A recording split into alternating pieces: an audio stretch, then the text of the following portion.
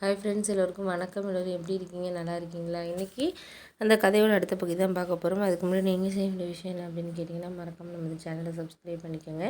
கீழே இருக்க பெல் பட்டனையும் கிளிக் பண்ணுங்கள். அப்போ தான் நான் போடுற வீடியோஸ் எல்லாமே உங்களுக்கு உடனுக்குடனே நோட்டிஃபிகேஷன் வரும். ஸோ மறக்காமல் சேனலை சப்ஸ்கிரைப் பண்ணிவிட்டு வீடியோ பாருங்கள் ஃப்ரெண்ட்ஸ். வாங்க நம்ம கதைக்குள்ளே போகலாம். நான் எதுவுமே தங்கச்சி வந்ததுக்கு எதுவுமே கவனிக்காமல் நான் பாட்டுக்கு என் வேலையை பார்த்துக்கிட்டு இருந்தேன். சாப்பிட்டு போமா, டீ குடிச்சிட்டு போமான்னு சொல்லிவிட்டு நான் பாட்டு கிளம்பிட்டேன். என் ஒய்ஃபுக்கு ஒன்றுமே புரியலை. இருந்தாலும் நான் எதுவும் காட்டிக்கலை. ஏன் அப்படின்னா, நம்ம எதுவும் காட்டிக்கக்கூடாது அப்படிங்கிறதுனால எதுவும் நான் காட்டிக்கலை. அதுக்கப்புறம் ஒரு மறுநாள் நான் வேலைக்கு போயிட்டு கொஞ்சம் லேட்டாக தான் வந்தேன் காலையில். ஏன்னா நைட் ஷிஃப்ட் இருந்துச்சு. அதனால் போயிட்டு லேட்டாக வந்ததுக்கப்புறம் என் ஒய்ஃப் என்கிட்ட கேட்டாங்க சாப்பாடு எடுத்து வைக்கிறப்ப, உங்கள்கிட்ட ஒரு விஷயம் கேட்பாங்க, நீங்கள் தப்பாக நினைக்கக்கூடாது அப்படின்னோடனே, கேளுமா அப்படின்னோடனே, இது மாதிரி என்னங்க உங்கள் தங்கச்சி நேற்று வந்தாங்க, எதுவுமே எப்போதும் அவ்வளோ கவனிப்பீங்க, லீவே போட்டுருவீங்க சில நாள்லாம் தங்கச்சி வந்தாங்கன்னா, அப்படி இருக்கிறப்ப என்ன நீங்கள் பாட்டுக்கு கிளம்பி போயிட்டீங்களே, என்ன விஷயங்க அப்படின்னோடனே, அதுக்கு என்ன பண்ண சொல்கிற, என்ன பண்ண சொல்கிற, அவங்க நம்மளுக்கு என்ன மரியாதை கொடுக்குறாங்க பொறுத்து தானே நம்ம அவங்களுக்கு எவ்வளோ மரியாதை கொடுக்குறோம் அப்படிங்கிறது தீர்மானிக்கப்படுது.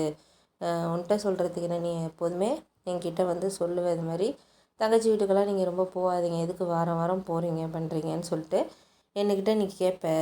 ஆனால் நான் என்ன சொல்லுவேன்னா, அதெல்லாம் இல்லை ஏன் அப்படின்னு சொல்லிவிட்டு நான் ஒன்றுட்டு நான் ஆர்கியூ பண்ணிகிட்டு இருப்பேன். தேவையில்லாமல் உன் பேச்சே கேட்க மாட்டேன், அவங்க தான் முக்கியம்னு சொல்லிட்டு எல்லாத்துக்குமே முறை செய்கிறதுலேருந்து, உனக்கு ஒரு புடவை எடுத்தால் அவளுக்கு 2 புடவை எடுத்து கொடுப்பேன் தங்கச்சிக்கு. அந்த மாதிரி நான் பாசமாக இருந்ததுக்கு அந்த பொண்ணு அந்தளவுக்கு என் மேலையெல்லாம் பாசமாக இல்லை, பண்ணலை, செய்யலை. அதுக்கு என்னென்னா, அதுக்கு நான் முக்கியம் கிடையாது. அதுக்கு அவங்க ஹஸ்பண்டு, அவங்க ஃபேமிலி அதை தான் முக்கியமாக நினைக்கிது. நினைக்க வேண்டியதான்.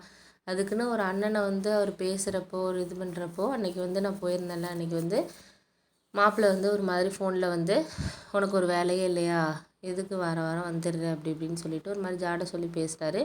இந்த பொண்ணு ஏன் இது மாதிரி பேசுகிறீங்க பண்ணுறீங்கன்னு கேட்காம அப்படியே அதுவும் பார்த்துக்கிட்டு நின்றுட்டு இருக்கு. நான் ஒரு காஃபி குடிக்கிறேன்னு கூட கேட்கல, நான் பாட்டுக்கு உட்காந்துருந்துட்டு வந்துட்டேன். அப்படி இருக்கப்போ நம்மளுக்கு என்னம்மா இங்கே மரியாதை இல்லாத இடத்துல நம்மளுக்கு என்ன இது இருக்குது சொல்லு. இப்போ நம்மள ஏதாச்சும் அவங்கள்ட்ட காசு பணம் வாங்க போய், இல்லை ஏதாச்சும் உதவி எதிர்பார்த்து போய் இந்த மாதிரி சொல்லியிருந்தா கூட பரவாயில்ல, சரி நம்ம ஏதோ ஒரு உதவிக்காக போயிருக்கோம், அதனால் நம்மளை அவமானப்படுத்துகிறாங்க அப்படின்னு நினச்சிட்டு நான் மனசுக்குள்ளே போயிருப்பேன். ஆனால் எதுவுமே நான் அவமானப்படுத்தலை, எதுவுமே இது பண்ணலை, உனக்கு தெரியாத விஷயம்னு கிடையாது.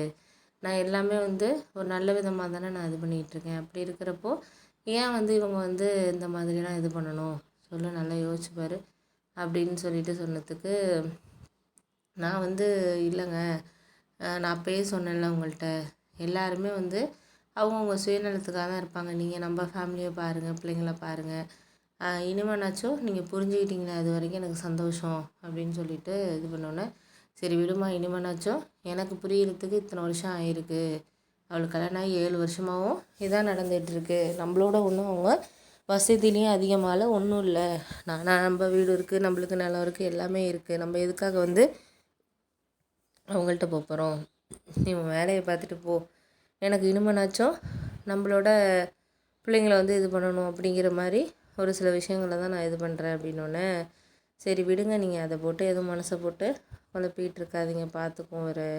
ஒரு சில விஷயங்கள் நம்மளுக்கு கொஞ்சம் இதாக தான் இருக்கும், கஷ்டமாக தான் இருக்கும், அது போக போக தான் நம்மளுக்கு ஒரு நல்ல ஒரு இதில் இருக்கிற மாதிரி இருக்கும் அப்படின்னோடனே, சரிம்மா நீ விடு, அதை பற்றி எதுவும் யோசிக்காத, எதுவும் யோசித்து ஒன்றும் ஆக போகிறதில்ல, எது நடக்குதோ அது நடக்கட்டும், நடக்கிற விஷயங்களை நம்ம மாற்ற முடியாது அப்படின்னோடனே, சரிங்க நீங்கள் விடுங்க, அதுக்கப்புறம் எதாக இருந்தாலும் நம்ம பார்த்துக்கலாங்க அப்படின்னு சொல்லிட்டு, நீங்கள் அதனால் தங்கச்சி இப்படி பேசிகிட்டே பண்ணிவிட்டு நம்மள எதுவும் கவனிக்கலை பண்ணலைன்னா அதையே யோசிச்சுட்டு நீங்கள் வேலையில் கவனம் செலுத்தாமல் போயிடாதீங்க.